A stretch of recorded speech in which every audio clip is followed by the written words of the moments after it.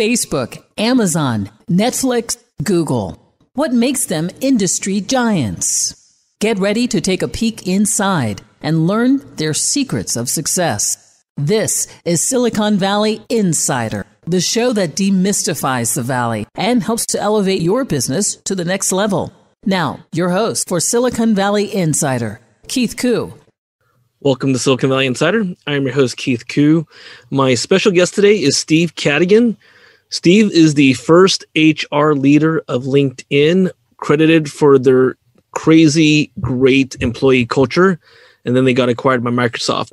But another fact about Steve is that he and I were coworkers back in the day doing M&A integration at Cisco, so don't go away.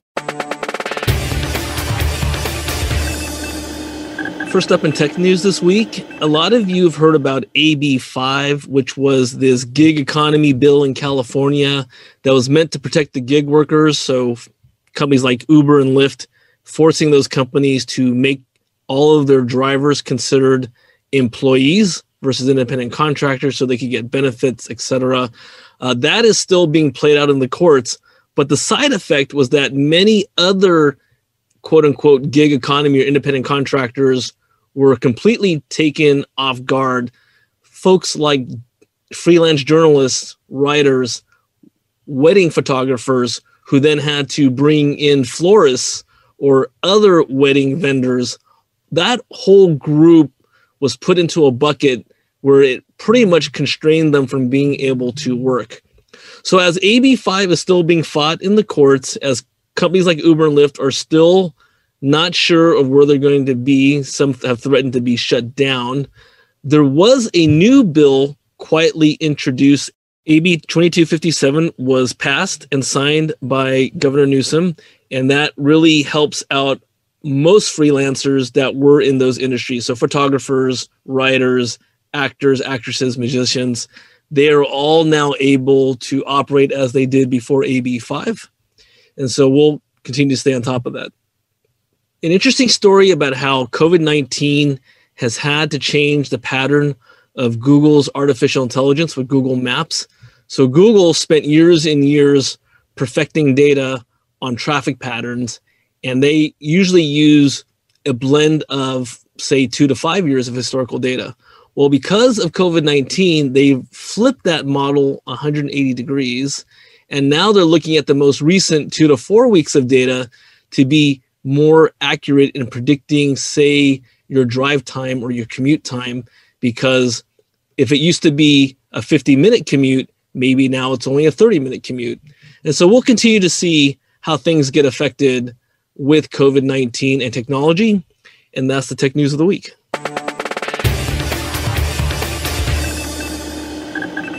Welcome back to the show.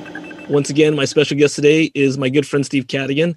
Steve has had an over 30-plus year HR career in the Valley and beyond. Steve is really well known for being the first head of HR at LinkedIn during their phenomenal growth phase. And for the last decade, Steve has been transforming companies all around the world and helping them with their talent solutions. Welcome back, Steve. Hey, Keith. Great to see you. Thanks for having me, man. So one thing I should mention before we begin is Steve and I spent a lot of personal time together in the .com era when we were both doing M&A integration. I was doing IT and Steve was doing HR, and that was just a real blast, Steve. It was some of my favorite career years, Keith, and that was before the .com bubble burst, and we thought there was going to be no end in sight to the incredible treasures that we were, working on during that era. But clearly, some of the great times for me we're in the trenches. We're going through some of the most challenging organization changes for anyone in their career. You get acquired. Do I have a job? Are they going to move me? Are they going to shut the business down? And are they going to mess with my benefits and things like that? And we've got some great stories. I'm sure we could tell, right, Keith? Yeah, I want to do a whole show sometime on just those stories, and they're all great stories.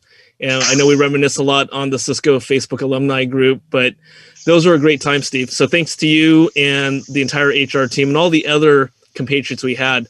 Phenomenal run. I know that for the 3 years I was officially in just that role before doing something else at Cisco, there were 52 acquisitions in that time, 36 months. That's right. I know. I can't believe it. Like how we did that. I remember writing a report saying this year we set a record for, in 1 year we did remember this, we did 26 deals in 1 year, and we did 7 at the same time at one point. Well, it was doing 7 at the same time. Yeah, it was crazy. It was like a gold rush. And while we were doing it, Keith, do you remember we were still having to hire teams to work with us because it was always about scale, do more.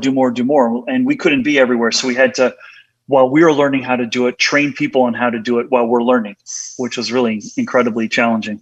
And I think to bring to that point, it was such a challenging time, but it was a great time drinking at the fire hose. We used to refer to things in dog years. And why I wanted to really stick on this point is that then the dot-com crash happened. And at the time, although we did a major layoff and it really broke a lot of our hearts for sure, it really did still leave an imprint that at that time, Cisco was still doing the right thing. I remember the package that was offered, and comparing that to some of the things I'm hearing about the industry today, it was still done very humanely. And that was something I really appreciated also. Yeah, at the end of the day, that group of people that we worked with, my Cisco colleagues, are still some of the best network I've had. I was brokenhearted when I left the company in, I think it was 2002 or 2004. 2002. And I was just so sad to leave. But to this day, I still have many great friends. And I think it's a tribute to the organization culture and the kind of people they wanted to hire. And we were real pioneers at the time. And it's interesting. You mentioned the staff reductions, and we're seeing, because of the pandemic right now, when we're recording this enormous turmoil and change for every organization to go through.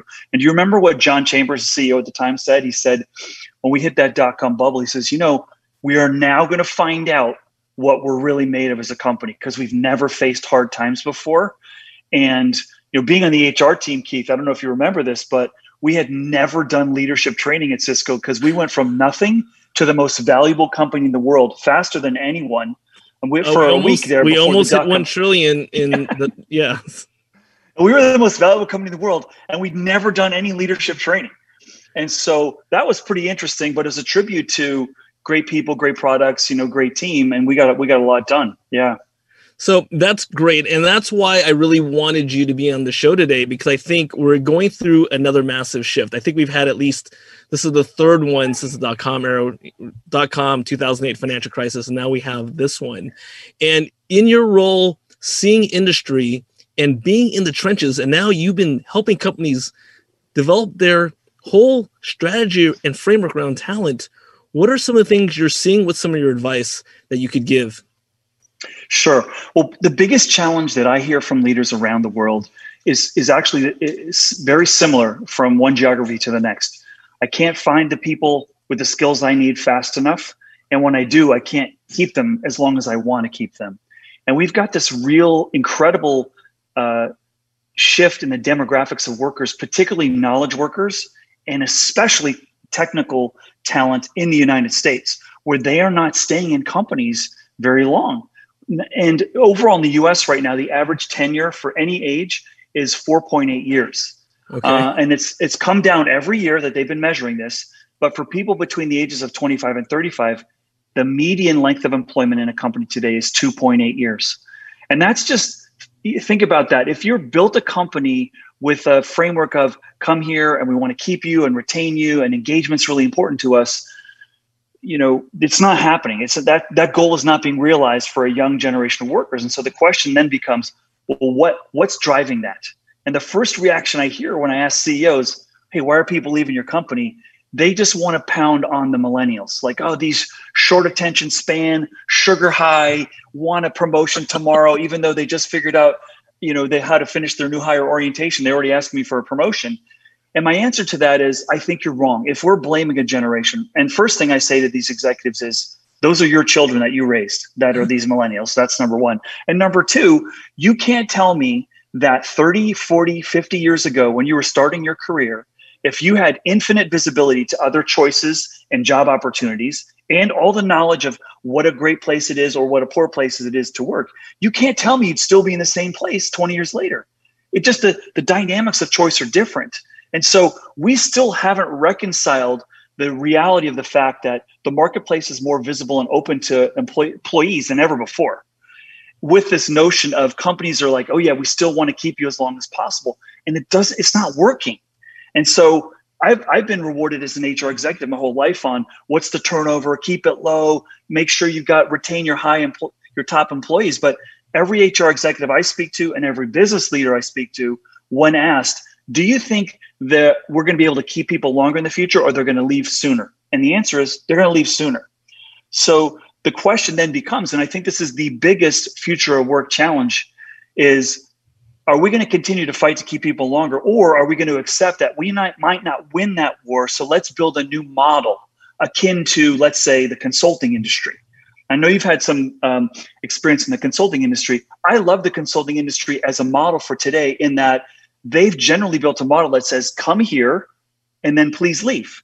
And the better job you get after working for us, the better we look, the better you look. So we want you to leave. And by the way, the consulting industry makes more money when they have younger associates that they can bill more for. The more senior you are, the more the consulting industry has to pay you. So they have a profit model that rewards them wanting to move you out after you've been there 3, 4, 5 years. And so I'm trying to go around the world and help leaders see there's other ways of creating value and building a successful company without having to keep people for a long time. That may be a battle that you're not always going to win. I'm not saying don't fight it, but I'm going to say you're going to keep shooting yourself in the foot if every benefit you have, how much vacation, retirement match, your 401k, whatever that is, it's all based on tenure. Maybe you take some of that money and do something different, and maybe you build a different model where it's a 2-year contract or something, or it's an internship for a couple of years, and then we will help you get another job somewhere else. This is such a great point, and we'll touch on more when we get back. You're listening to Silicon Valley Insider. I'm your host, Keith Q. Special guest is my good friend, Steve Cadigan, first head of HR at LinkedIn. And you can tell that we're both really passionate about how do we empower the next generation workforce. Any questions or comments or how to get a hold of Steve, just email us at info@svn.biz. Find us on Facebook, Twitter, or LinkedIn, and we'll be right back. For questions or comments on today's program, call 1-888-828-7846. That's 888-828-SVIN. Now, back to Silicon Valley Insider. Once again, your hosts, Keith Koo. Hey, Insiders. Welcome back to Silicon Valley Insider with Keith Koo. My special guest today is my good friend, Steve Cadigan. Steve is very well known for being the first head of HR at LinkedIn, but he's had an entire career around that. Both before that, we were both at Cisco Systems doing M&A integration. And after, for the last decade, Steve's been helping companies transform their talent solutions. Welcome back, Steve. Thanks, Keith. Good to be here. So, Steve, a quick question for you, since you're really well known about building the culture at LinkedIn at a time where this was kind of the next renaissance of companies post.com bubble. What is your advice given the current environment? And we're seeing a sea change of just company culture right now, a lot of it caused by the pandemic. What is your advice on how to deal with the new realities? Well, I think the best question that I could recommend to the audience to ask yourselves is, culture, I think, today needs to be your competitive advantage. Every company can say, we're a great place, we make great products, we've got a lot of nice people, and we're going to make a lot of money. But what's different about you, and why does someone want to work here? And what's been particularly interesting for me during this whole, pandemic is that every company's culture has changed. And so my advice is, the way we used to work is not the way we're working now. How we're communicating, how we're organizing, how we're sharing information, the hours that we're working, the times we're overlapping or not overlapping, it's all changing. And so my strong encouragement is to step back and appreciate this is not the way things have always been. And we have to interact with each other differently. We've got to check in with each other a little more personally. I think leaders do. And whatever your cadence of communication was, I'm going to talk to my team once a week, or I'm going to have a staff meeting every 3 weeks, I would double it or even triple it. Wow. And I would want to be surveying my talent more. Are you as productive as you can be? What can we do differently? Because we're in a new frontier now, trying to build a new way of working more effectively together. And everyone's not on the same page. Someone who's got a toddler at home, or someone who's got kids learning at school at home, and they don't know how to log into the internet, they're going to need your attention. So you're not as available as you might have been before when they're away at school and someone else is dealing with it. So we've got to be sensitive to a whole bunch of new issues. Great. And that's a great response. And I wanted to follow up then, since we touched on it in the last segment. We were kind of tongue in cheek about millennials and how they're dealing with the pandemic and how they're doing with interaction and the in the workforce and some of the expectations they have. And we talked about how more seasoned people and mature people in their careers have to learn how to deal with millennials. We are now on to Gen Z, believe it or not. I know.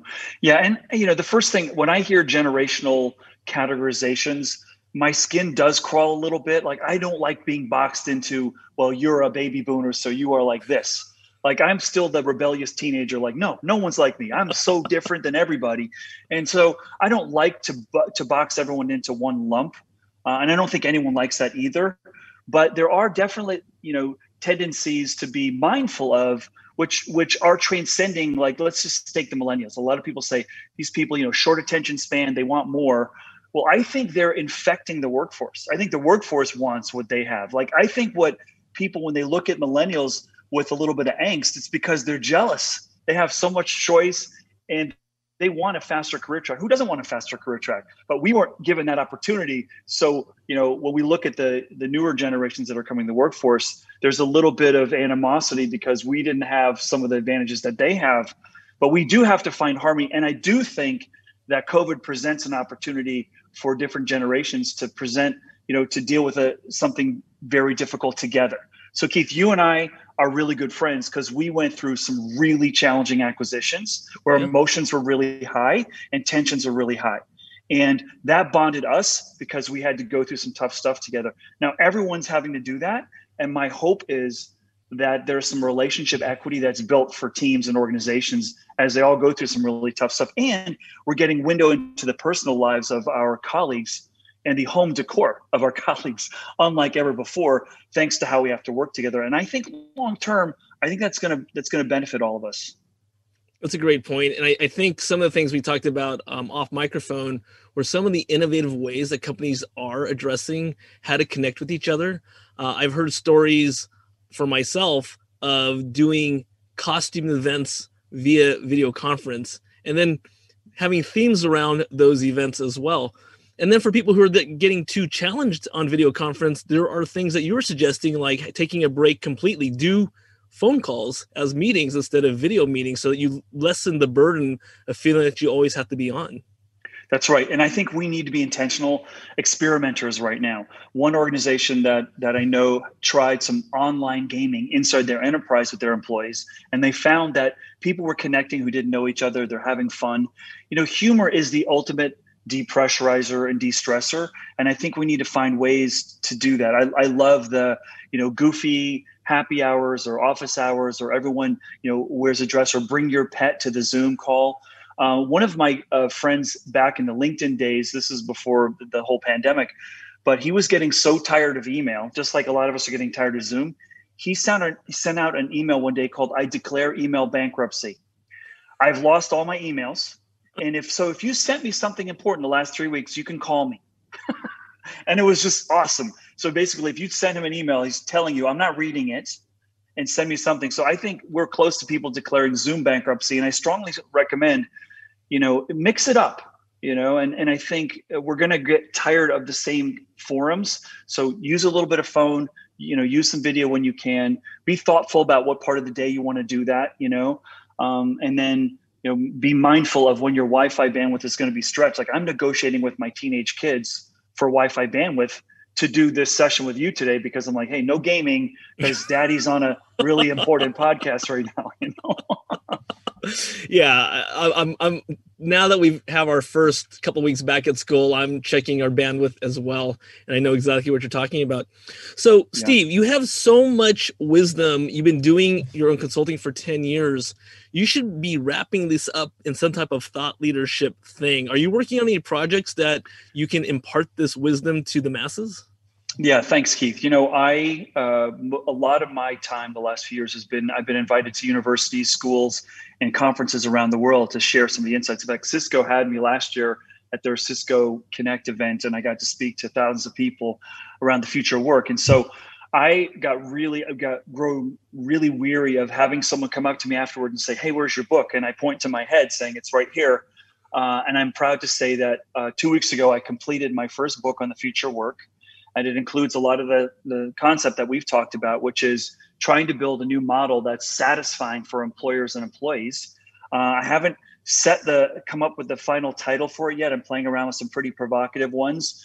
But what I'm trying to do with that is really tell a different story than the robots are coming and your job is doomed, or automation and AI is going to take over the world. Rather build a narrative around being human's never been more important. And here's how you can elevate your talents and become more valuable in an uncertain economy. So I've got a website, stevecadigan.com, if anyone wants to come and say hi and see a lot of my stuff. But I'm hoping that, Keith, you'll have me back on around December, January, when I hope it's going to be done. Oh, yeah, we'll definitely have you back on. And it's great that you're writing a book on the future of work. I'm definitely going to be one of the first ones to buy it. Awesome. Don't go away, because we still have more of Steve for the rest of the show. You're listening to Silicon Valley Insider. I'm your host, Keith Koo. Steve Cadigan, good friend, HR, rock star. We're talking about the future of work already. Any questions or comments on how to get a hold of Steve? He gave the website, stevecadigan.com, but you can also just come send us an email, info@svm.biz. And you'll always find us on Facebook, Twitter, or LinkedIn. We'll be right back with more Steve. For questions or comments on today's program, call 1-888-828-7846. That's 888-828-SVIN. Now, back to Silicon Valley Insider. Once again, your host, Keith Koo. Welcome back to Silicon Valley Insider. I'm your host, Keith Koo. On today's show, I have my good friend, Steve Cadigan, Steve Cadigan Ventures. Steve is a very well-known HR executive, first HR executive at LinkedIn, who is credited with creating their fantastic corporate culture. LinkedIn, of course, is now part of Microsoft. Steve has been talking a lot today about what's happening post-pandemic with how employees and employers can continue to operate in the new normal. On this week's Cyber Tip, I want to talk about cyber squatting and the increase in cyber squatting attacks. Now, a little bit different is, although cyber squatting isn't itself an attack, it actually is attacking the end user, you. So what a cyber squat is really where you're used to going to wellsfargo.com, paypal.com, netflix.com. A lot of times, especially with how quickly we input in domain names, you might be off by a single character. You might do a Google search and you just pick what the first thing that pops up at you. That domain might not be the actual domain you really want to get to, and in fact, could be a domain purchased by a nefarious or bad actor who will try to then steal your personal information, steal your credentials. And so that is called cyber squatting. And cyber squatting actually has cousins. Things like homograph squatting, which is actually taking a domain and adding extra characters. There is sound squatting, which is where you think or hear of a domain that you're not aware of. There is bit squatting, which is where domains differ from one character from a legitimate domain. Again, that would be a very easy typo. There's level squatting, which is using domains that give the impression that they're owned by a legitimate company. And you often will see that in phishing, where you're going to get an email and it clearly says it's something.microsoft.com. Well, the word before that dot makes it an illegitimate site in a lot of cases. And finally, there's combo squatting, which is where you take a legitimate name of a company and hyphenate it with another name, and that's going to make it something that you were not intending to get to. In all cases with cybersecurity, you need to take responsibility for your own safety, and that's the Cyber Tip of the Week. Welcome back to the show. Once again, my special guest today is Steve Cadigan. Steve is very well known for being the first head of HR at LinkedIn. He's had a 30-year career in HR. For the last decade, he's been helping companies transform their HR departments all around the globe. He's a keynote speaker. Welcome back, Steve. Hey, Keith. Glad to be here, man. So, Steve, on today's show, we've talked a lot about working in the new normal. You've given a lot of advice, talked about how intergenerational is something that is actually a way to help people work more and more together. What are your thoughts about how leaders can act differently, or how they should be thinking about how to lead in the new normal? Well, if we go back to something we talked about earlier, Keith, which is we're all operating in a new domain, particularly in technical talent or with technical talent and knowledge workers, where the average length of time they stay in a company is shrinking. I think one of the ways that I think we need to pivot as leaders is we need to think about how we engage with our talent beyond just the time they work for us. So for example, someone matters the entirety of the time that you know them and the entirety of the time that they're in your universe, not just the time they work for you. Because if they're leaving faster, maybe if you mentor them and coach them after they leave, they might come back. They might be a boomerang employee. Maybe they'll be a lead generation to you for new business opportunities. Maybe they'll create a partnership opportunity. I mean, remember in all the M&A deals we did, Keith, there were some people we acquired 3, 4, 5 times. And then when that model didn't work all the time, and some people just didn't want to work for a big company, and that's fine. But we wanted to leverage their knowledge and their talent. So we would spin them out in a company and reacquire them. And then we knew that they wouldn't want to stay. So we would invest in them. And Mario Mazzola is one of the most notorious talents, who I think we bought his company like 4 times over the course of maybe more.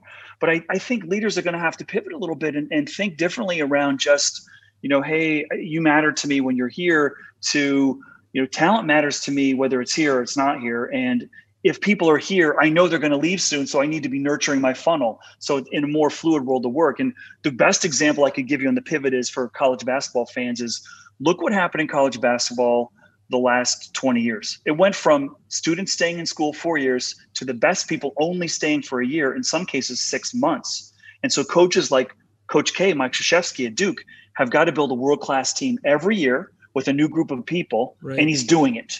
And so he's proving with a high turnover reality, which he's dealing with his best people leaving, that he can do it successfully. And he does it by saying, even if you don't make the NBA, if you came here, you're going to be okay, because we'll get you a job as a coach, an analyst, an assistant, or something. And that's just a completely different model. And Coach K was the biggest resistor of the one and done model, but look how successfully they've pivoted. So there's lessons there that I think leaders should start to take to heart to come up with different ways of relating to talent that I think are more akin to the realities of work today. I think that's a great insight. And I really like the example that times are changing. And I think using new normal as a new paradigm shift as a way to lead differently, being open that people are more fluid. And I like the example you gave in the last segment when we were talking about the consulting model being potentially a really good model for some work environments, that when you consciously know, and I'll make the comparison because just today I was in the California Governor's cyber security convening. We've been talking about apprenticeships. So this is the volunteer work that I do with the state. And this is something that I'm really passionate about. So I'll just bring it up, that when you don't require a 4-year education, already a lot of Silicon Valley companies have gotten rid of the need to have a 4-year education, and you level the playing field by making a program like technical apprenticeships being able to be used by many different diverse groups of people, then you then say, well, this apprenticeship could also mean that the person we're onboarding might only stick around a couple of years as they get on the job training. And that's okay, because in some cases, these are not necessarily the employees that you have to have around in that role for more than 2-3 years. And then as they move up the career ladder, they're getting promotions, they're getting additional job responsibilities. That's fine. And then for those, back to the consulting model, if that's not the environment they want to be in, it's okay that they leave. That's right. And I think that openness, I call it a talent enlightened agenda, which you just described, Keith. And I say the provocative recruiting slogan of the year is, come join my company because I'm going to help you leave it. The truth is, what we're really trying to help people is protect them from an uncertain future. And you can't promise job security today, but you can promise you'll make someone more immune from something out of their control. So I can't promise I'm going to keep you employed, Keith, but I'm going to make you employable. So if something happens here and some new Airbnb or Uber eats our company's lunch and I got to let you go, you know that I've made you better for tomorrow. And so, if you leave, that's fine. Or if I have to let you go, it's fine, because you've got more skills. And that's what I think we're fighting for in a world where the value of a skill has a shorter shelf life in our professional lives than ever before. Is we've got to keep showing people we're making them better. And that's the promise, not job security, the promise of being employable, that I think leaders really need to double down on today. And I really love that you bring that example up. When Airbnb had their recent announcement of a layoff, they actually created a internal job board to help their employees find other jobs. Now, we spoke earlier in the show about how we were both at Cisco during the dot-com era, really loving the time where we were just acquiring companies left and right. And then that era stopped suddenly with the dot-com crash, and how Cisco actually was given a lot of kudos for our package and program to help employees that were transitioning out.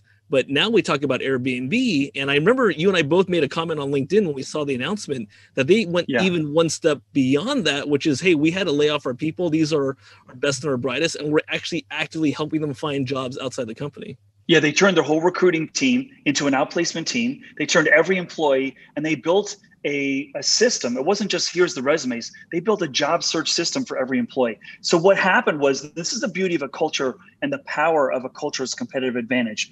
The people who were leaving were more loyal to Airbnb after they were let go than before, because it's in the tough times they saw, whoa, this company's got my back.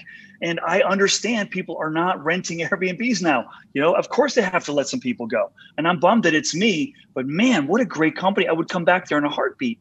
And then you've got on the other side, all these other companies that are doing disastrous, blind, Zoom calls with recorded messages from lawyers, and people are like, what is this Black Mirror episode, that I'm in the part of? So I think that's a great story you bring up, and a great role model, where poster child of great leadership today is making people more loyal to you, even when you have to let them go. Yeah, and you're right. I mean, it does leave a lasting impression. Those employees are more loyal than you would think, especially given the situation they're in. There was a term that's not as fashionable now, but in the beginning of COVID, there was a term called zumped, and zump meant either your boyfriend or girlfriend dumped you over Zoom, but also whether companies dumped you over Zoom. Just as an anecdote, I actually got the Urban Dictionary definition. I'm the author of that, but it's still just funny that you mentioned that that's still happening right now. You'd think that companies would understand that that's not the best way to sever a relationship. Yeah, and I know this from doing this for years in HR. People will remember that moment for the rest of their lives. And to be fair to all the organizations, they can't physically meet with everybody today to do it the way it should be done. But there are definitely ways that have higher integrity, that are more human. That's like, treat people like you want to be treated. And I think what everyone's so afraid of, when you have to do a mass reduction, having had to do the 8,000 person reduction, I was on that team at Cisco when the dot-com bubble burst. And that was also contractors, not just regular employees, but you're afraid of lawsuits. You're afraid of you want to protect the company. So the tendency is to default to the safest thing to legally protect us. And most of the time, the way that gets delivered tastes horribly in the mouth of people you're letting go. So you have to find a middle ground where you say, okay, lawyers, thank you for the advice. I don't care. I'm going to do it this way. And I'm willing to take that risk, because I would never want to receive that script you gave me, which makes it look like I'm a robot, and I don't care. And I do care. And so this is the thing that, people have to balance the risk. Like, if every company was following every single law, and this is going to probably blow back on me with some lawyer that's listening on the call, but if every company was following every single law, I think they'd all be out of business. I mean, you got to show you're trying to do your best, and I think it's not hard to do that. But if you over listen to the gloom and doom from we're going to get sued, I think you're going to wind up with a pretty cut and dry, inhuman, distasteful process. You gotta really put some thought into doing it the right way. Well, Steve, with that, I think that's great advice. You got to put some thought in doing it the right way. I love having you on the show today. I want you to come back, especially when your book launches on the future of work. I also don't want you to go away, because when we get to the pivot in our final segment, we are going to talk about the future of work. So please come back anytime. Thanks, Keith. It's so great to see you. Thanks for having me. I look forward to coming back. So don't go away. Steve's going to come right back for the future of work. If you have any questions on how to get a hold of Steve, you can go to his website, stevecadigan.com, or just email us at info@svin.biz, and find us on Facebook, Twitter, or LinkedIn, and we'll be right back. For questions or comments on today's program, call 1-888-828-7846. That's 888-828-SVIN. Now, back to Silicon Valley Insider. Once again, your host, Keith Koo. Hey, Insiders. Welcome back to Silicon Valley Insider. I'm your host, Keith Koo. My special guest today is my good friend, Steve Cadigan, first head of HR at LinkedIn, and very well known globally and in the Valley for being a transformative HR leader. Welcome back, Steve. Hey, Keith. Good to see you again, man.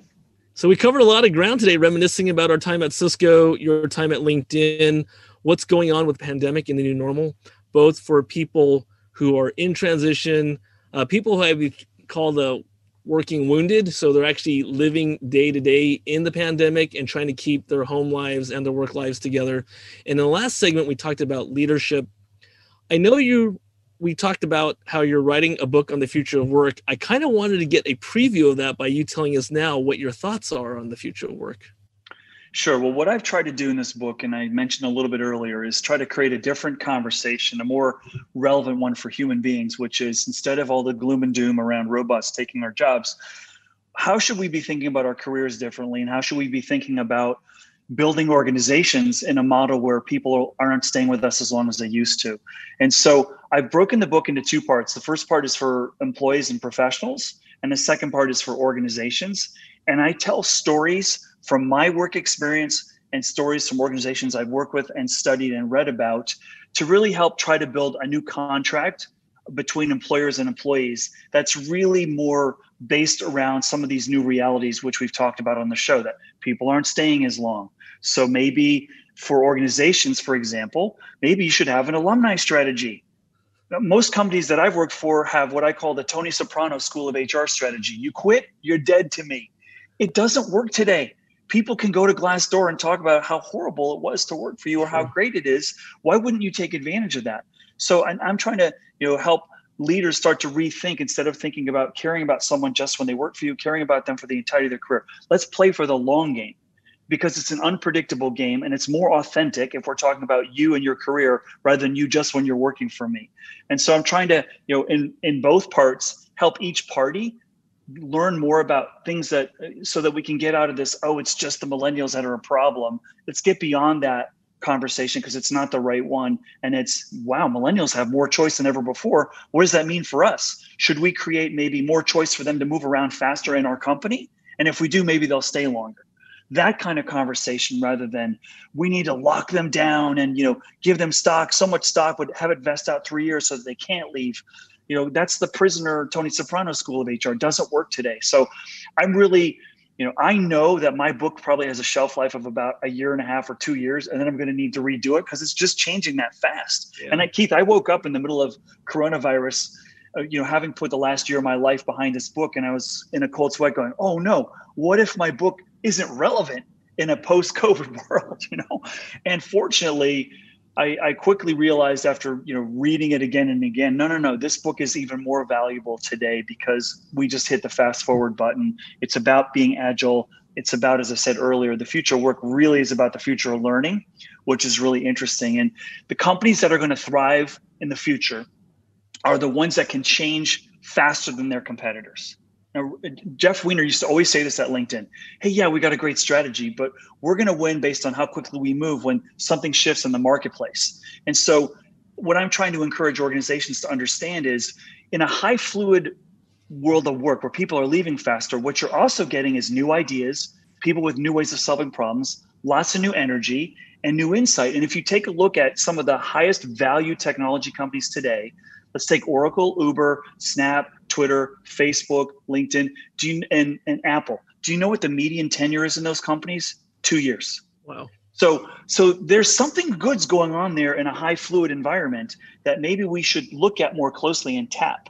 And so in my book, I try to address, don't be afraid of that. There's things you can do, like build an alumni strategy, like maybe frame work differently than you have to just be an accountant 1, 2, 3, 4.